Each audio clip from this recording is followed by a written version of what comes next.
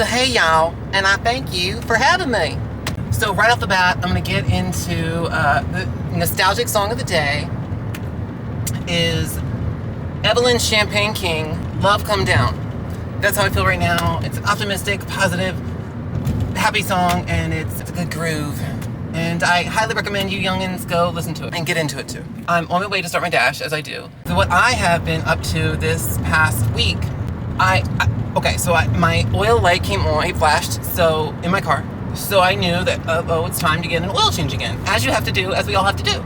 So I, of course, went to the Take 5 oil change near my house, well, near my work. So as I'm there, a couple visits ago, the manager talked me into getting that coolant exchange, I think it's called, where they just flush out your old coolant and then put in new coolant because apparently it gets sludgy after a while. I know, every time I have to go get car stuff done, I feel like I learn a little bit more. But when I agreed to do the coolant exchange, the guy was like, well, I'm sorry, our machine's down, so we can't do it today. But I'll put a note in your profile saying that you want to do it next time. I went there this time, and the guy was like, well, I saw that you wanted to do the coolant exchange.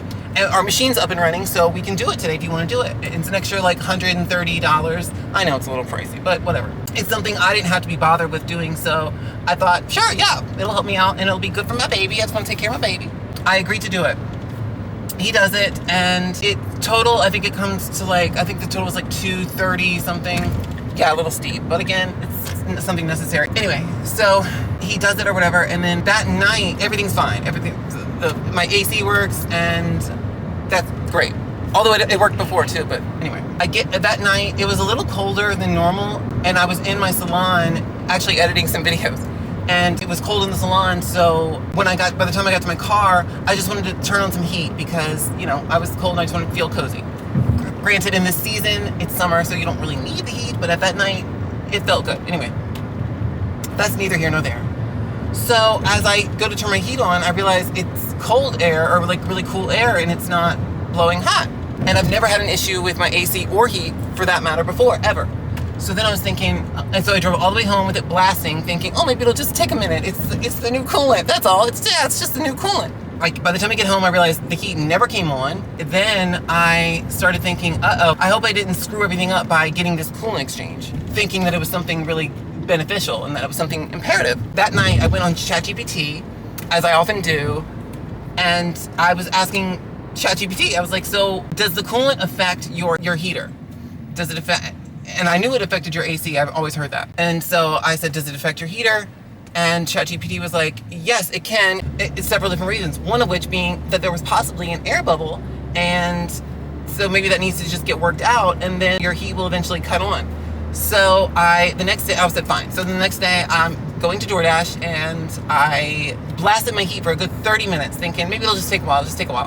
So it never came back. So then I'm thinking, oh my God, did I just play myself? Because I thought I was doing the right thing by doing this preventative thing to take care of my car. So then I was like, well, let me just take it back to Take 5 and just have the guy look at it and maybe explain something that I just don't know. Maybe he can just take a look and see if everything's on the up and up, if there's a leak or something, if there was something he might have missed before, or I didn't know what to think. Honestly, I just didn't know what to think. When I took it back to Take 5, there were other cars being ahead of me, but I didn't mind waiting. I happily would have waited because I just wanted some answers that I just didn't have. When I got there, the guy that did my car happened to come out.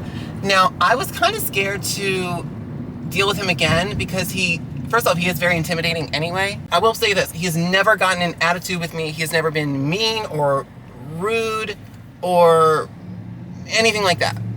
I mean, men are kind of hard to read anyway, so a lot of times when they're just kind of stern and stoic, it could be perceived as like, ooh, kind of being short and cold. But, knowing that about men, I don't look too much into it. But yeah, he's never gotten an attitude with me. He's never been mean to me. But I have seen him pop off on or about other customers. I definitely have seen him display signs of a short temper. Not, like I said, not with me. So I'm thankful to him for that. But then, so I told him, I said, hi, because he came out to see me and he was like, so what's going on? And I said, because it was literally 2 days ago that I had it done. And I said, everything works great. My AC works great, so thank you for that. But I noticed my heat doesn't work. And I was going to get to a question of how long should I let it run before it'll cut back on again?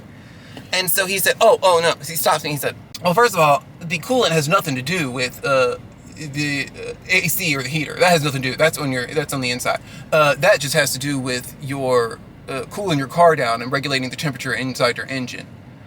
And I didn't want to tell him that I already looked on ChatGPT and discussed it with him first.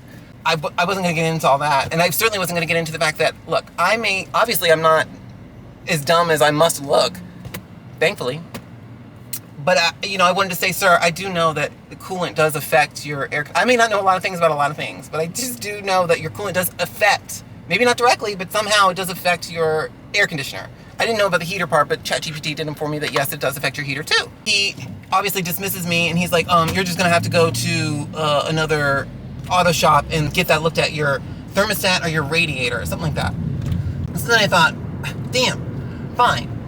So I go on living my life, and the next day I told my client, Miss Cynthia, who I do every week, and she has her husband Jeff is really good with cars because he used to work in the field. I said, could you ask Jeff for me if there's anything that I did or could do or what should happen from here? I just needed some answers. She goes, she asked him, and so he said, you know what, come tomorrow. Tomorrow was going to be a Saturday. And he said, come when you get off work. So I went there to their house, obviously. So he opened the hood, took a look at it, and he said, I don't know how your car didn't overheat because there's like a tablespoon of coolant in there.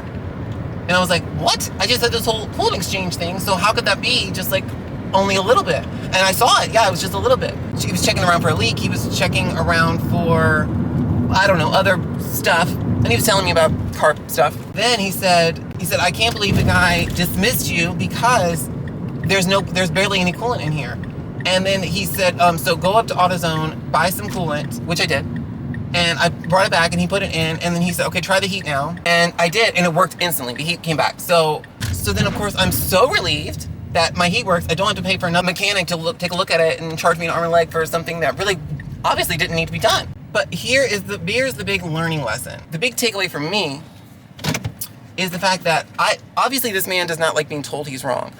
In no way did I go there intending to tell this man he was wrong. He didn't do anything wrong. I'm not one to tell anybody how to do their job. But this man did not do anything wrong. He just didn't do the job till its completion. And the thing is that Jeff told me a lot of times an air bubble is created from the coolant being poured in. And when you pour it all in, it looks like it's so full, but really the air bubble needs to like burp, so to speak, and then the actual level just goes way down. So all he had to do was it just takes long. It just would have taken extra time. And if he had just looked at it, if he had just simply looked at it and said, oh, you know what, all I need to do is add more coolant and you'll be fine. But this man could not be bothered to even look at it. Like I said, I was not going there to tell this man he was wrong. I just wanted him to look at it and guide me in the right direction. He could not be bothered. So I think my long roundabout point is that I don't want to say don't go to Take 5 oil change, but I will say it depends on who you get, and only stick to an oil change. Do not do anything extra. Very valuable lesson learned.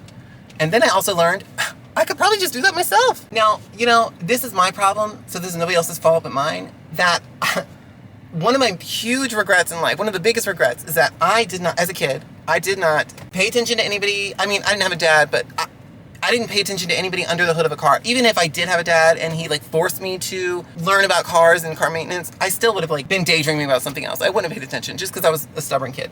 But if I just put down the Barbies and actually learn some useful stuff, I probably wouldn't be so ignorant to these things nowadays. But like I said, every time I take my car in, I learn a very valuable lesson. I learn even more about the car than I ever knew before. And eventually, it'll probably be when I'm 80 on my deathbed, but I will learn how to be independent. Point being, don't go to Take 5 for anything but an oil change. Oh, but yes, this guy is a hothead. I mean, I've seen him ranting, raving, and cussing. I've read other reviews on him too, and he does this. It's like his thing. So you don't cross this man. You do not cross this man. And I wouldn't. But thank God I have a client with a husband who knows a thing or two about a thing or two and can help me. I literally would have paid somebody else to diagnose what was wrong, maybe even gotten gouged for something that I didn't need, when really all I needed was more coolant. That's what I paid the guy to do. But this is the type of man you do not go up against. He is one of those stubborn people he cannot be told he's wrong. Not that I was going to tell him he's wrong, because he wasn't. But he's one of those who perceives if you're trying to tell me I'm wrong, I got news for you, Twinkle Toes. You can go to another mechanic. But it literally would have taken less than 30 seconds for him to just dump more in. Like, that's it. 30 seconds, if that. And then I would have been on my merry way. Well, I'm gonna skedaddle. I wish everybody a fantastic rest of your day. Thank you so much for being with me. I will wrap it up here, and we must do this again sometime. Don't be a stranger. And until next time, make sure you get your oil changes from the right place.